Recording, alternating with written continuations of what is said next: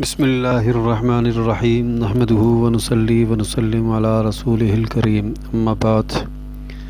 مختصر تربیت اولاد اور اسلام کے حوالے سے قسم ثالث کا بیان چل رہا تھا، جس میں شروع میں عرض کیا تھا کہ قسم ثالث 3 فصلوں پر مشتمل ہے۔ پہلی، بچے کی تربیت میں مؤثر وسائل۔ قسم ثالث کی دوسری فصل، بچے کی تربیت کے بنیادی اصول اور ضوابط۔ تیسرا، تربیت سے متعلق ضروری و لازمی تجاویز۔ اس میں پہلی فصل بچے کی تربیت میں مؤثر وسائل، یہ پایہ تکمیل تک پہنچ چکی ہے۔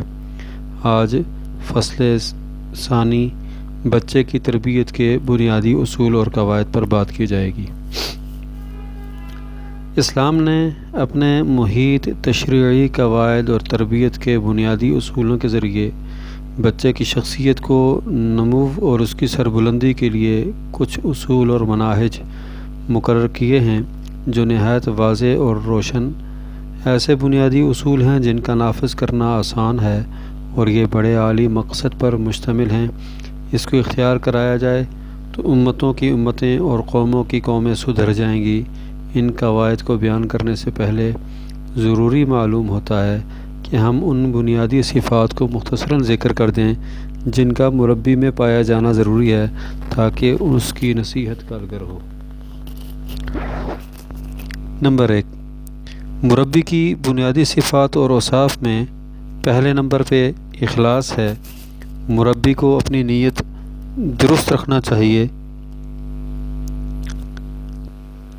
اگر مربی اپنی نیت کو درست نہیں کرے گا تو اس کی جو بنیاد ہے وہ کمزور رہے گی۔ ہر کام اللہ تعالیٰ کی رضا کے لیے کرے۔ قول و عمل میں اخلاص کو ملحوظ رکھنا ہی ایمان کی بنیاد اور اسلام کا تقاضا ہے۔ اخلاص کے بغیر کوئی عمل قابل قبول نہیں ہوتا۔ اس کے اختیار کرنے کا سختی سے حکم دیا گیا ہے۔ نمبر 2، تقویٰ۔ مربی میں سب سے ممتاز وصف تقویٰ ہونا چاہیے۔ تقویٰ کے معنی یہ ہیں کہ اللہ تعالیٰ آپ کو ایسے مقام پر نہ دیکھیں جہاں سے روکا ہو اور ایسی جگہ پر غیر موجود نہ پائیں جہاں موجود رہنے کا حکم دیا ہے۔ بعض نے یہ تعریف کی ہے کہ اچھے اعمال کے ذریعے اللہ تعالیٰ کے عذاب سے بچنا اور ظاہری و باطنی طور سے اس سے ڈرتے رہنا۔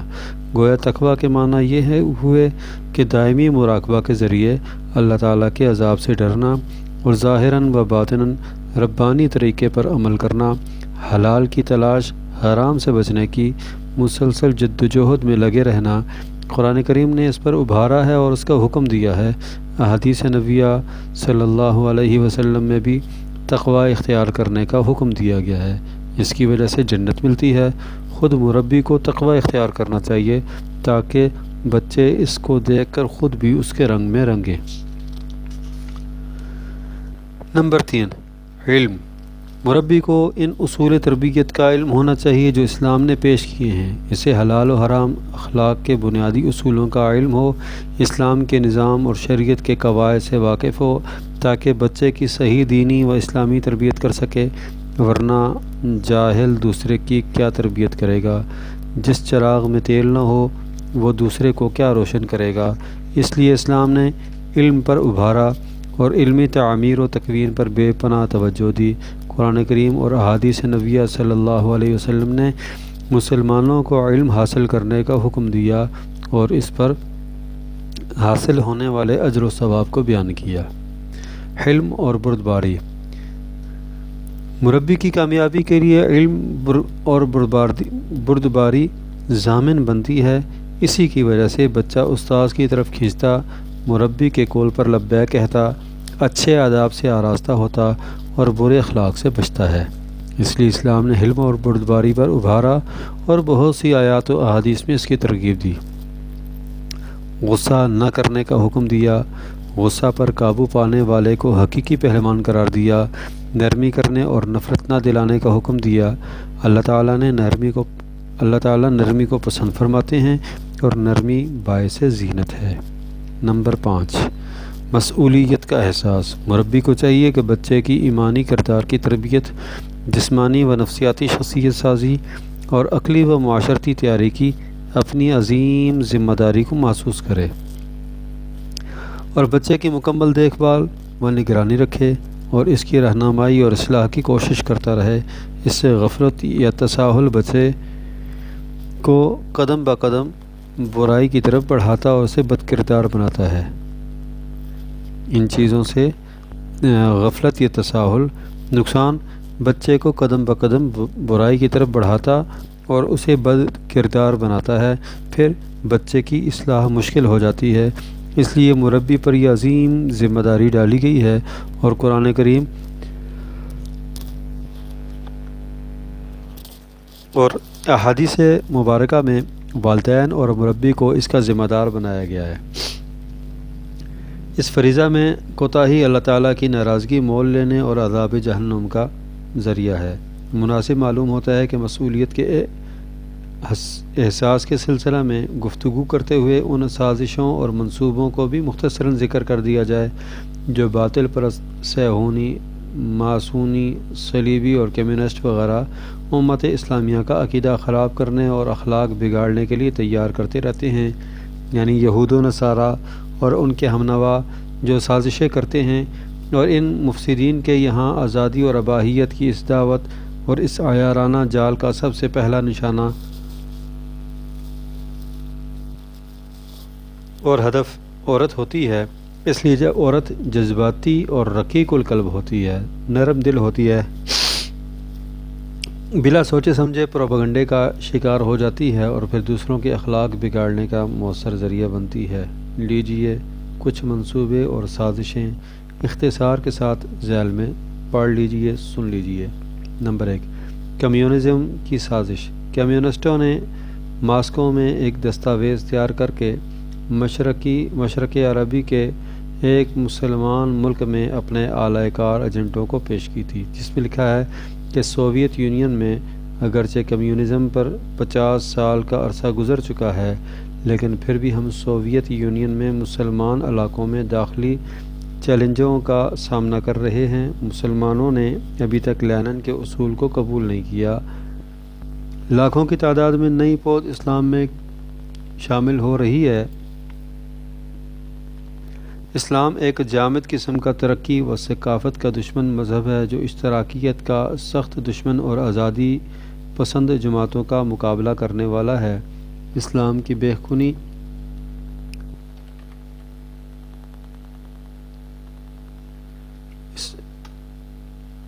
جو اشتراکیت کا سخت دشمن اور آزادی پسند جماعتوں کا مقابلہ کرنے والا ہے۔ اسلام کی بے خونی کرنے کے لیے ہی اسلام ہی کو ہتھیار بنانا چاہیے، لہذا اسلام سے صلح کی جائے تاکہ اس پر غلبہ حاصل کیا جائے۔ صلح ایک چال ہے تو مقصد اسلام پر غلبہ پانا، لہذا اسلام سے صلح کی جائے تاکہ اس پر غلبہ حاصل کیا جائے اور عرب اشتراکیت کی طرف راغب ہوں۔ دینی رہنما اور دیندار حکام کی شہرت کو داغدار کیا جائے، ان پر استعمار اور صہیونیت کا لیبل لگایا جائے، ان پر یہودی ایجنٹ ہونے کا الزام لگایا جائے، تمام اسکولوں، کالجوں اور یونیورسٹیوں میں اشتراکیت کی تعلیم کو عام کیا جائے اور اسلام کا گھیراؤ اور اس کی مزاحمت کی جائے تاکہ وہ اشتراکیت کے لیے غلبہ نہ بن سکے، اشتراکیت کے لیے خطرہ نہ بن سکے۔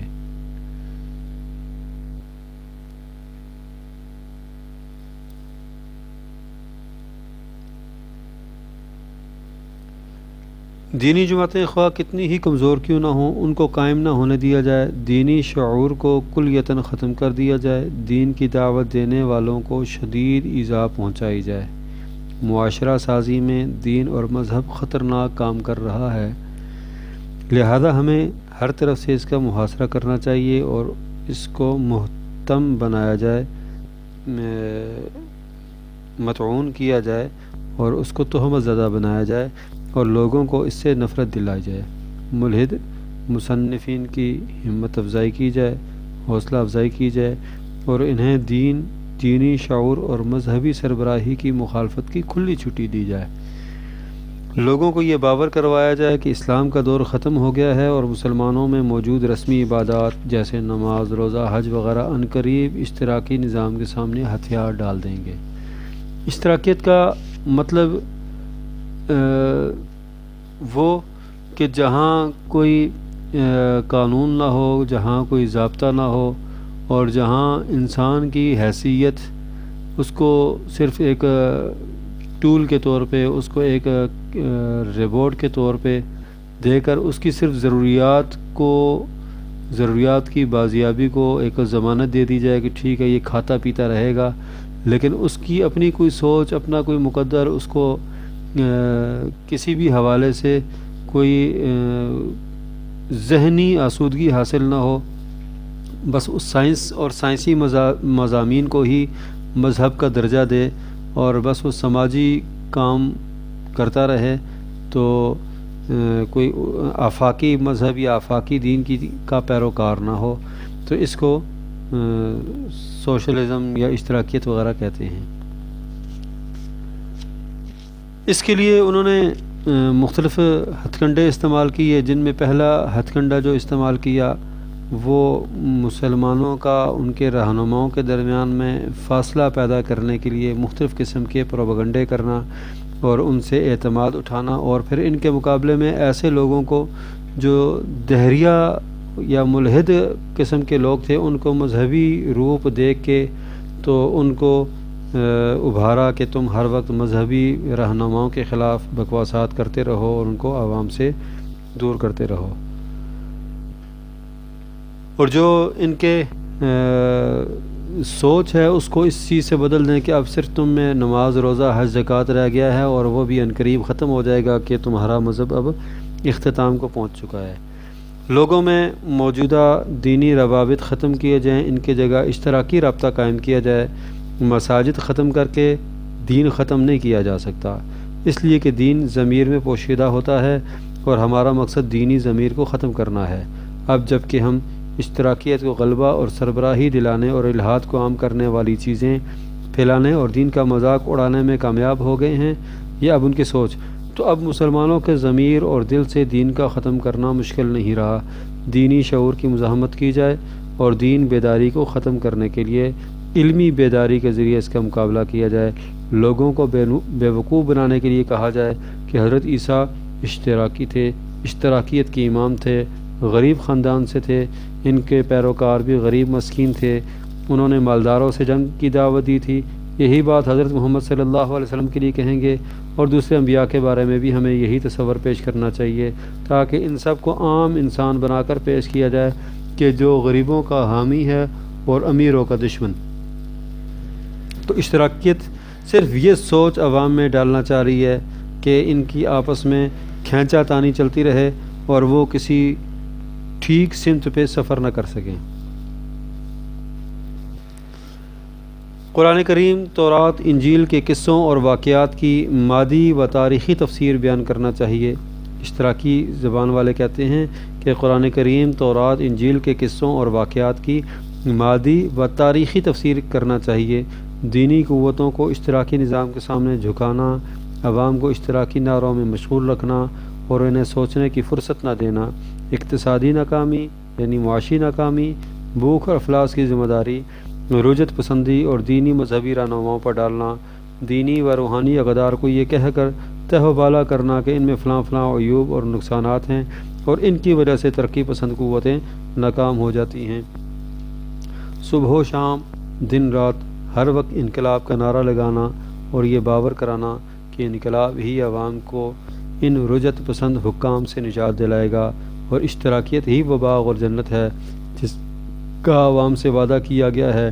الہادی افکار کو نشر کرنا اور ہر اس فکر کو عام کرنا جو دینی عقیدے کو کمزور کرنے والی ہو، دین کو ختم کرنے کے لیے دین ہی سے کام لینا اور یہ اعلان کرنا کہ اشتراکی صحیح دین پر ایمان رکھتے ہیں اور حقیقی دین افیون کی طرح یا نشے کی طرح قوم کو مست کر دیتا ہے۔ دین خرافات کا نام ہے۔ حضرت محمد صلی اللہ علیہ وسلم کے دین کو اس کی خصوصیات و امتیازات سے عاری کر دینا اور ایسے اسلام کا نام لینا جس کی تائید اشتراکیت کرتی ہے تاکہ مسلمان صرف نام کے مسلمان رہ جائیں۔ یہ ان کی سازشیں ہیں۔ ہم نے لینن کی تعلیم کو قبول کر لیا ہے۔ اشتراکی جماعت دین کی سخت ترین دشمن ہے۔ اسلام کے جنت کے عقیدے کا عملی اشتراکیت سے مقابلہ کیا جائے۔ آپ اگر معاشرے کو دیکھتے ہیں تو معاشرے نے ان تمام چیزوں کو قبول کر لیا جو اشتراکیت والے چاہتے تھے، اور اس میں سب سے بڑا لینن تھا، اور لینن کی تعلیم کو بحیثیت قوم سب نے قبول کر لیا۔ حالانکہ اشتراکی جماعت دین کی سخت ترین دشمن تھی، لیکن ہم اس کی سازشوں میں بہکاووں میں آ چکے ہیں۔ اب اسلام کے جنت کے عقیدے کا عملی اشتراکیت سے مقابلہ کیا جائے، جس کا مطلب ہے کہ معاشرے میں عدل و انصاف قائم کرنا، اسے ہی جنت بتلایا جائے۔ مسلمان قوموں میں داخل ہونے کے لیے اسلام کو وسیلہ بنایا جائے۔ اسلامی مفاہیم کی تصحیح کے نام سے اسلام کو ختم کرنا۔ دستاویز میں لکھا ہے کہ تمام محیط عربی میں ہمارے انصار و اعوان بڑی محنت سے کام کر رہے ہیں اور بہت سی حکومتوں، اداروں، کمپنیوں میں کلیدی مناصب پر فائز ہیں اور تسلط حاصل کر چکے ہیں۔ یہ ہماری کامیابی کی علامت ہے۔ اشتراکی اس وقت پوری دنیا کے تمام مسلمانوں میں اس انداز سے پیوست ہو چکے ہیں اور سازشیں کر کر کے ان کی پوسٹوں پر پہنچ چکے ہیں کہ اب وہ انہی کی زبان بولتے ہیں۔ چنانچہ ہر طرف آپ یہ دیکھ سکتے ہیں۔ یہ اشتراکیت کی کامیابی کی علامت ہے۔ ہمارے ان معاونین کی تعداد بڑھتی جا رہی ہے اور یہ حضرات ہمارے لیے آڑ کا کام دیں گے۔ ان کے پیچھے ہمارے متحرک ہاتھ ہوں گے۔ اس آڑ اور پردے کے پیچھے وہ نہایت امن اور سکون، اطمینان اور ہوشیاری سے جو چاہیں گے کر گزریں گے۔ نہ ان کے خلاف شکوک اور شبہات پیدا ہوں گے، نہ ان کی طرف کسی کا خیال جائے گا۔ اس لیے وہ ان مسئول اور ذمہ دار لوگوں کی آڑ میں کام کرتے ہوں گے۔ یہ خطرناک منصوبے ہیں جنہیں کمیونزم نے گمراہ کرنے اور الحاد عام کرنے کے لیے مسلمان معاشروں میں پھیلایا ہے۔ صلیبی سازشیں۔ پہلی صلیبی جنگیں جو 2 صدیوں تک جاری رہیں، اس میں اسلام کی بے خونی میں ناکامی کے بعد عیسائیوں نے بہت سوچ سمجھ کر قدم اٹھایا اور بڑی عیاری سے منصوبہ تیار کیا اور اسلام کی بے خونی کرنے کے لیے نہایت گھناؤنی سازش تیار کی۔ ان کے تدریجی منصوبے درج ذیل تھے۔ اولاً خلافت اسلامیہ جو دولت عثمانیہ کی شکل میں موجود تھی، اسے ختم کر کے حکومت اسلامیہ کو ختم کرنا۔ ان لوگوں نے دولت عثمانیہ کے ڈھیلے پن سے فائدہ اٹھا کر اس پر چڑھائی کر کے ترکی پر قبضہ کر لیا۔ صلح کی بات چیت میں ترکی کے سب سے بڑے خائن کمال اتاترک سے یہ شرط لگائی کہ وہ ترکی سے اس وقت تک نہیں جائیں گے جب تک خلافت اسلامیہ کا خاتمہ، خلیفہ کو ترکی سے ملک بدر اور اس کی جائیداد اور دولت کو ضبط نہ کیا جائے، اور اس جماعت کا خاتمہ کیا جائے جو خلافت کے زیر اثر اور زیر قیادت ہو۔ ترکی اسلام سے اپنا تعلق توڑ لے اور اس کے علاوہ دوسرا دستور منتخب کرے۔ شرعی عدالتوں، دینی مدارس، اوقاف اور میراث کے حکام کا خاتمہ، آذان ترکی زبان میں دینا، عربی کو لاطینی حروف سے بدلنا، جمعہ کے بجائے اتوار کی چھٹی کرنا بھی ان شرائط میں شامل تھا۔ یہ سب 1928 میں مکمل کیا گیا۔ اتاترک نے ان شروط کو نافذ کیا اور انگریز اور اس کے مبلغوں نے ترکی کی آزادی اور استقلال کو تسلیم کر لیا اور خلافت اسلامیہ کے خاتمے اور حکومت کو لادینی مملکت بنانے اور اسلام سے جنگ کے اس سلسلہ میں اتاترک کی کوششوں کو سراہا۔ اور جب برطانیہ کے وزیر خارجہ پر بعض انگریزوں نے ترکی کے استقلال پر اعتراضات کیے تو اس نے کہا، ہم نے ترکی کو اچھی طرح ختم کر دیا ہے، آج کے بعد وہ کبھی پاؤں پر کھڑا نہیں ہو سکتے، اس لیے کہ ہم نے اس کی اصل طاقت اسلام اور خلافت دونوں کو قائم کر دیا۔ ثانیاً قرآن کریم کو ختم کرنا، اس لیے کہ عیسائیوں کے خیال میں قرآن کریم ہی مسلمانوں کی قوت، عزت، عظمت اور طاقت و ثقافت کا اساسی مرکز اور مصدر ہے۔ گولڈن سٹون نے برطانوی پارلیمنٹ میں قرآن کریم ہاتھ میں لے کر کہا، جب تک مسلمانوں کے ہاتھ میں یہ کتاب ہے، اس وقت تک یورپ کو نہ مشرق پر غلبہ حاصل ہو سکتا ہے اور نہ یورپ اطمینان اور امن سے رہ سکتا ہے۔ عیسائی مبلغ ولیم جی فورڈ پلگراف کہتا ہے کہ قرآن کریم اور مراکز اسلام یعنی مکہ و مدینہ کو ختم کر دیا جائے، العیاذ باللہ، تو ہمارے لیے مغربی ثقافت کو تدریجاً آگے بڑھانا ممکن ہوگا۔ مبلغ کیٹلی کہتا ہے کہ ہمیں قرآن کریم سے کام لینا چاہیے۔ قرآن اسلام کے خلاف استعمال کیا جانے والا مفید ترین ہتھیار ہے۔ ہمیں مسلمانوں کے سامنے یہ چیز بیان کرنا چاہیے کہ قرآن کریم میں جو صحیح بات ہے وہ کوئی نئی چیز نہیں، جو نئی چیز ہے وہ صحیح نہیں۔ الجزائر کا فرانسیسی حاکم الجزائر پر قبضہ کے 100 سال مکمل ہونے پر کہتا ہے ہمیں چاہیے کہ ہم عربی قرآن کو اس کے درمیان سے نکال دیں اور عربی زبان کو ان کی زبانوں سے کھینچ لیں تاکہ ان پر غلبہ حاصل کریں۔ اس کی وجہ یہ تھی کہ 10 الجزائری مسلمان لڑکیوں کو فرانسیسی اسکول اور کالجوں میں داخل کیا گیا، فرانسیسی لباس پہنایا گیا، فرانسیسی تہذیب کی تلقین کی گئی، وہی زبان سکھائی گئی۔ ان پر 11 سالہ محنت کے بعد ان کی فراغت پر شاندار مجلس منعقد کی گئی جس میں وزراء، مفکرین اور اخبار نویسوں کو بلایا گیا۔ جب اس پارٹی کی ابتدا ہوئی تو اچانک وہ سب لڑکیاں اپنے اسلامی الجزائری لباس میں رونما ہوئیں۔ فرانسیسی اخباروں میں اس پر بہت لیدے ہوئی اور انہوں نے پوچھا فرانس نے الجزائر میں 128 سال گزارنے کے بعد کیا کیا؟ اس پر فرانسیسی مقبوضہ جات کے وزیر لاگوس نے کہا میں کیا کروں، قرآن فرانس میں بہت زیادہ طاقتور ہے۔ نمبر 3، مسلمانوں سے اس کی اسلامی فکر و نظر کا خاتمہ کرنا اور اس کے تعلق کو خدا سے منقطع کر دینا تاکہ وہ آزاد اور اباحیت پسند بنے اور اسلام سے عاری ہو جائیں۔ 1935 میں مبشرین کی القدس نامی کانفرنس میں مسیحی جمعیات کے سربراہ سیموئیل زویمر نے کہا کہ مسیحیت کے جس پرچار کے لیے آپ کو منتخب کیا گیا ہے وہ نہیں کہ مسلمانوں کو عیسائی بنایا جائے، یہ تو ان کے لیے ایک اعزاز ہے۔ آپ کی ذمہ داری یہ ہے کہ مسلمانوں کو اسلام سے نکال دیا جائے تاکہ وہ ایسی مخلوق بن جائیں جن کا خدا سے کوئی تعلق نہ ہو اور ممالک اسلامیہ استعماری فتح کے ہر اول دستہ بنے۔ آپ نے مسلمانوں کے ملکوں میں ایسی پود تیار کرنی ہے جو اللہ تعالیٰ کے تعلق سے ناآشنا ہے۔ اس کا مطمع نظر صرف شہوات اور خواہشات کا پورا کرنا ہوگا، اس کا ہر کام شہوت پرستی پر مبنی ہوگا، اس کی خاطر وہ ہر چیز قربان کر دے گا۔ زویمر ہیر لکھتا ہے کہ مسیحیت کو مغربی ثقافت پر 2 طرح کی برتری حاصل ہے، ایک تخریب کی، دوسری تعمیر کی۔ تعمیر سے مراد ہے کہ مسلمانوں کو نصرانی یا عیسائی بنانا تاکہ وہ اپنی قوم کی خلاف مغربی ثقافت کا ساتھ دے۔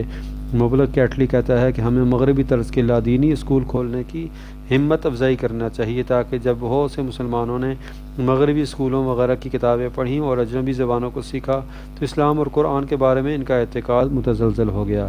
رابعاً، مسلمانوں کی وحدت ختم کرنا تاکہ وہ کمزور، ذلیل، بے وقت، بے عزت، بے سہارا ہو جائیں۔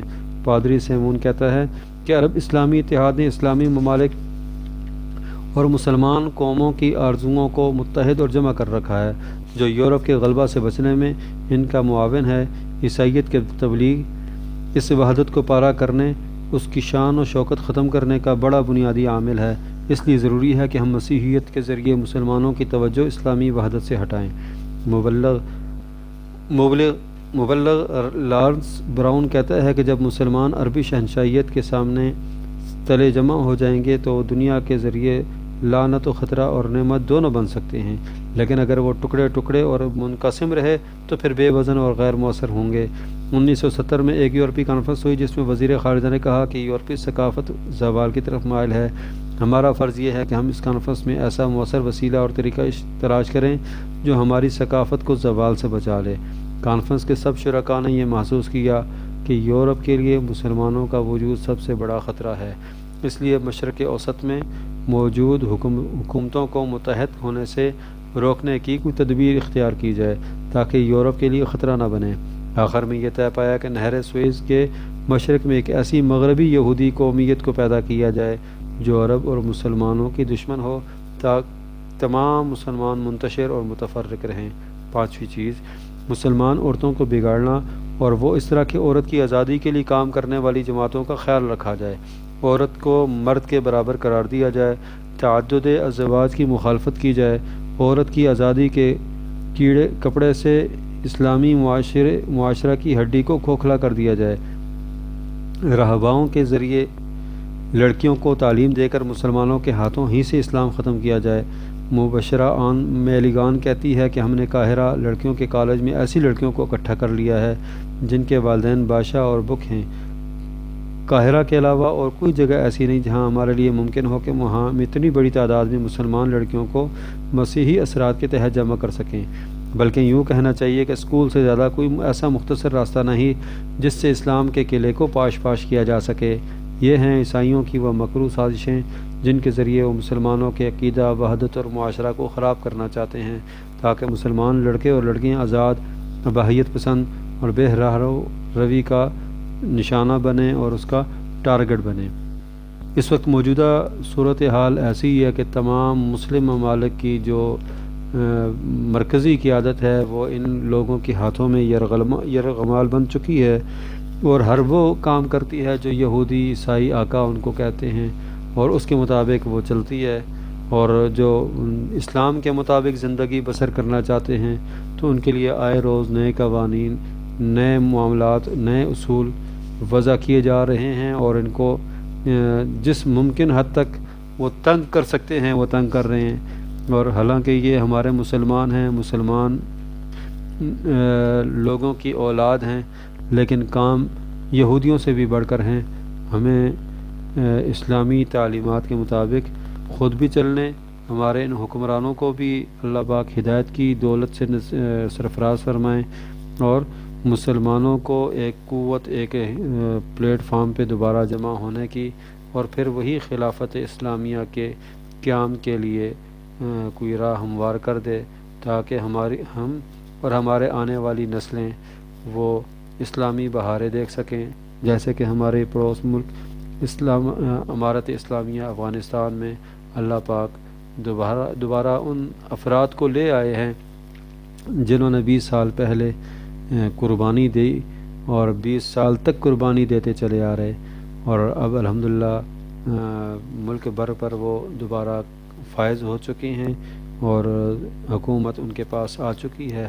اللہ پاک اسلامی بہار کو وہاں بھی اور ہمارے ہاں اور پوری دنیا پہ اسلامی بہار کو دوبارہ لے آئے، اور خلافت کا قیام دوبارہ عمل میں آ جائے، تاکہ مسلمان کھوئی ہوئی عظمت کو، کھوئے ہوئے وقار کو دوبارہ پا لے۔ سبحان ربک رب العزت عما یصفون وسلام علی المرسلین والحمد للہ رب العالمین برحمتک یا ارحم الراحمین۔